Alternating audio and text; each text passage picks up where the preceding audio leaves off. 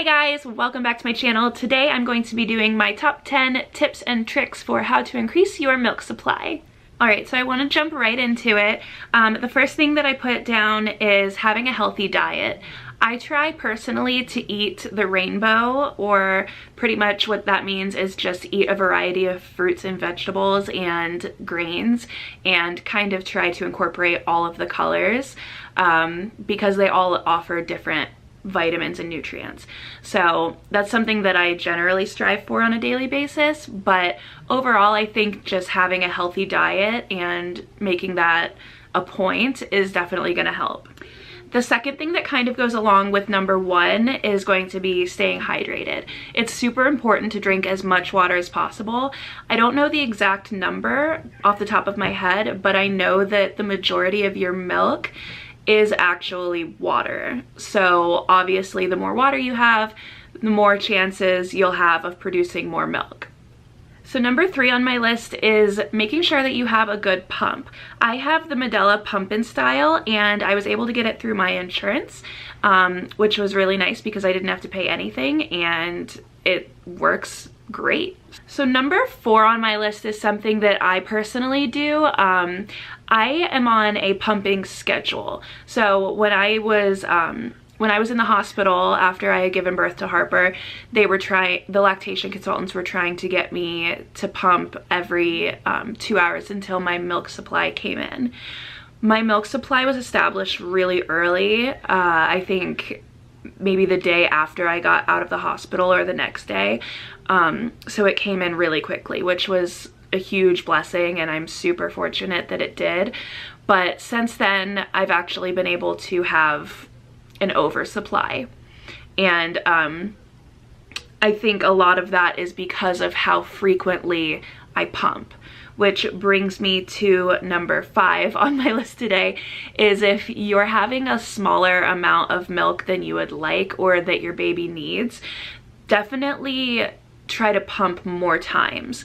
You don't necessarily have to pump longer intervals, but pumping every 2 to 3 hours is something that helped me a lot. Now I'm on a schedule where I pump every 3 to 4 hours, and I'm still able to maintain the amount that I was every 2 to 3 hours. So once you've established the amount that you would like to produce, you can, start to think about taking out a night pump or a night feeding or whichever, to try to get some more sleep, which is what I ended up doing, but that is not easy and another story for another video. So number six on my list today is pumping for 15 minutes or until your milk stops after 15 minutes. So for example, if you're able to get another letdown at 20 minutes, then continue to pump for 20 minutes. If your milk stops coming before the 15-minute mark, go ahead and pump for the full 15 minutes, and then after a while your milk should start to come for more, because the way that milk supply works, or the way that it's been told to me, is that it's a supply and demand. So the more you pump, the more you'll produce, because it's your body's reflex it's your body's way of responding to your child's needs. So it's actually really, really cool.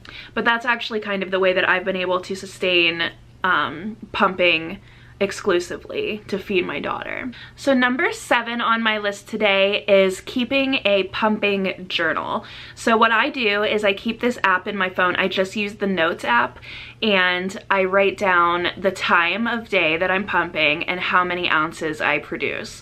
I do this every single day, and at the end of the day I tally up how many ounces I have done, and if it's anywhere between 25 and 35, it's a good day. If it's lower, then I know that I need to implement some of these other things and start pumping more, or whichever other thing. Like I said earlier, I actually do have an oversupply, and I've been fortunate enough to pump around 40 to 45 ounces a day, which has been absolutely incredible, but also slightly chaotic because, like I've mentioned in other videos, I live in an apartment and I have a smaller than average freezer.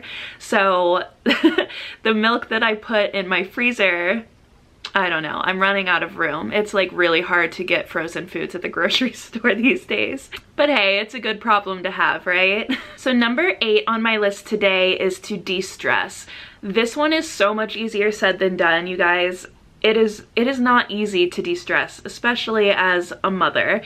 You have a million things going on from A to Z. I'm not even gonna say all the things because you already know. You're living the life and it's just complete chaos for the most part.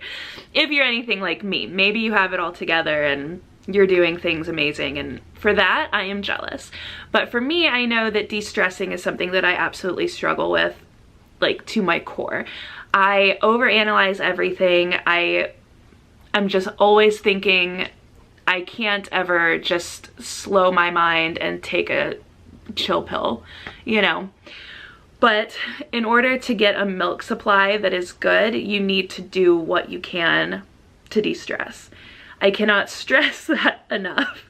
From my personal experience, when I'm in an extreme stress environment, or if I've had a really bad day, my milk supply plummets. There have been days where I have not even pumped or not even produced like 25 ounces in a day. I've produced less than that. And it's all due to stress, and it's just something that's so important. Stress is the silent killer, and it'll get you in every way. So just do whatever you can to de-stress. So number 9 on my list today is keeping your baby close while you pump. I'm not sure what it is, but something in science says that having your baby close to you will help you to produce more milk. I have found this to help also with number 8, which is to de-stress. If I'm playing with my baby, or I mean, not hands-free obviously because I'm pumping, but if I have her in her bassinet and she's looking at me and I can make faces or sounds at her and she laughs or gives me a response, it helps me to relax, and in turn, I think that'll help. So number 10 on my list today is something that I didn't start doing until after my second bout of mastitis, which is horrible. And if you've gone through it, I feel for you. It is absolutely horrendous, and I do not wish it upon my worst enemy. But light massage while pumping is super effective, and it has been for me. The way that I do it is I start at the top of the breast and I work my way down, and I just massage in a circular motion with the flat fingers. So that's how I do it. If you do have a clogged duct or something, I have spoken to my lactation consultant, and they always recommend to well, what they've recommended to me at least is to massage the area, and sometimes if you have a clogged duct, go in the opposite direction. So start from like lower and then go up, because sometimes going in a different direction can make it no longer clogged. But I really hope that these tips and tricks help you guys. If you use any of these tips or tricks, or if you have some that I didn't mention today, please leave them in the comments so we can help other mamas, or maybe there's something that will help me to do an even better job with my milk supply. If you guys haven't watched it already, I'll leave a link below to my last video. I'm actually doing a giveaway and I'm really excited about it, so I would love for you guys to enter. Thanks so much for watching, you guys. I hope you have a wonderful rest of your day, and I will see you next time. Bye.